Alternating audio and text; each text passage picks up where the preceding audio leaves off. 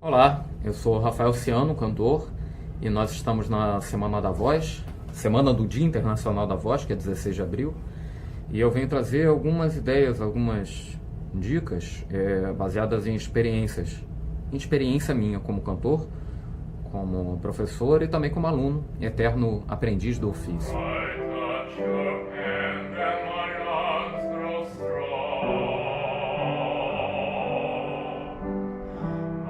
A voz ela é muito particular entre os instrumentos, porque ela é o único, pelo menos entre os instrumentos melódicos, que é parte integral do seu instrumentista.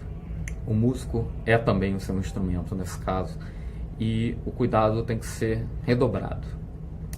Ao contrário de um violinista, quando ele é chamado para uma festa ou tem que fazer alguma coisa na rua, ele não vai levar o violino dele, na pior das hipóteses, ele vai colocar o violino dele dentro de uma case e vai levar com ele, se ele não tiver onde deixar, protegido ao máximo para possíveis danos.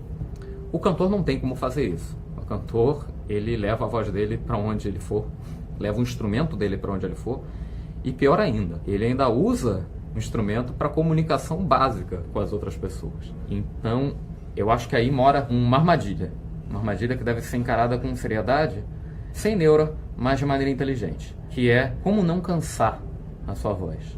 A gente muitas vezes cede a pressões sociais para interagir em festa, ou então, vamos sair, vamos, sei lá, fazer qualquer coisa.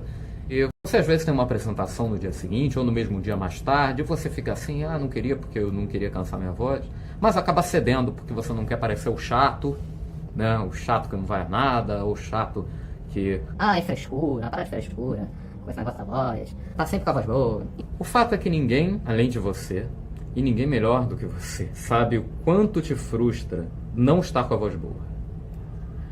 O que isso causa no seu emocional, o quanto isso te afeta enquanto artista, enquanto pessoa, não fazer um bom trabalho. Ou pelo menos não fazer um trabalho no nível que você sabia que você poderia fazer.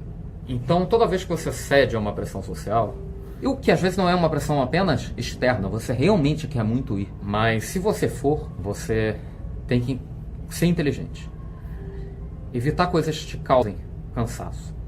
Falar muito em ambientes barulhentos, em que você vai usar a voz com um volume maior do que o normal para poder ser ouvido, você vai gritar para poder ser ouvido. Algumas pessoas lidam bem com álcool, eu, por exemplo, não lido. No dia seguinte, sempre que eu bebo álcool, eu sinto a voz muito ressecada e isso me afeta, então é algo que eu evito perto de cantar. A maioria das pessoas tem problema com cigarro, com ar-condicionado, principalmente com mudanças bruscas, né? Quando você sai de uma cidade quente como o Rio de Janeiro ou outras tantas do Brasil e entra no ar-condicionado frio, um lugar seco, quando lá fora está quente e úmido, isso tudo vai causando pequenos cansaços ou pequenas irritações.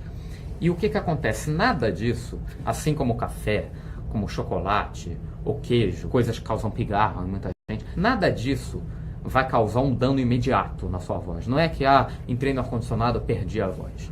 Passou uma fumaça de cigarro, perdi a voz. A não ser que você seja extremamente alérgico, nenhum dos dois casos você vai perder imediatamente. O que acontece é que, ao causar pequenas irritações, você vai tendo um pouquinho mais de dificuldade de produzir o som, né? E você vai fazendo um pouquinho mais de esforço. Em cima daquela irritação, você vai juntando cansaço e você vai aumentando aquele dano, aumentando, até o momento que você tem que cantar já em 70% ali do que você pode fazer, e aí você, para obter um bom desempenho, você acaba dando um pouco mais de força e aí você debilita mais ainda. E isso é um ciclo.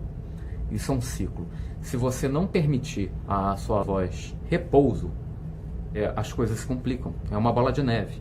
É muito importante o repouso. Se você vai sair para uma festa ou vai beber, quer se permitir falar alto, vai num jogo de futebol e você gosta de gritar, se você quer fazer isso, seja inteligente.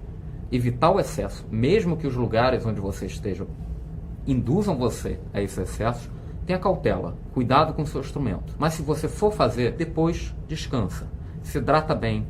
Uma forma de se manter hidratado, lógico, sempre com garrafa d'água perto, mas existem hoje nebulizadores que você carrega dentro de uma bolsa. Os nebulizadores, eles são ótimos nessa função de hidratar diretamente. Então, nebulizar um pouco de manhã, durante o dia, tem nebulizadores que você deixa pequenos, que você carrega na bolsa, outros de tomada que você pode deixar na sua mesa de trabalho. Tornar disso um hábito, procurar dormir bem. Eu sei que é uma coisa difícil para os cantores, porque normalmente são pessoas ansiosas, que sabem que dependem do seu instrumento descansado e com isso ficam ansiosos para dormir e acabam dormindo menos. Eu sei porque eu também passo por isso. Se você tem dificuldades para dormir, fique quieto, pelo menos. Faça um esforço, fique quietinho. Se você dormir um pouco menos do que você gostaria, pelo menos você ficou quieto e permitiu a voz se recuperar e descansar.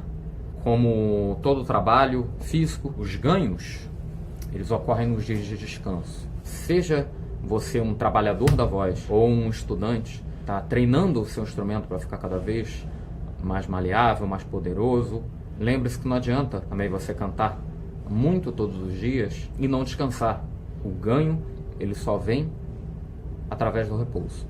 Só através do repouso. Então é sempre importante que você permita a sua voz se curar. Rotina de exercício, você não conseguiu naquele dia, não saiu bem, você sentiu que a garganta está pegando, pisa no freio. Tenta depois, com calma. Porque a pior coisa que você vai fazer é causar algum problema. Não vai solucionar nada, só vai atrapalhar seus estudos, se você se machucar. Então é isso, gente. Eu desejo para vocês uma boa Semana da Voz e uma boa vida vocal. Uma boa e produtiva vida vocal, que principalmente, acima de tudo, você esteja feliz com o seu instrumento, com as peculiaridades do seu instrumento, aprenda a gostar dele, trabalhar com as suas limitações, reconhecer suas qualidades e usar o seu instrumento a favor da arte e, lógico, também do seu bem-estar. O seu bem também é o bem do seu instrumento.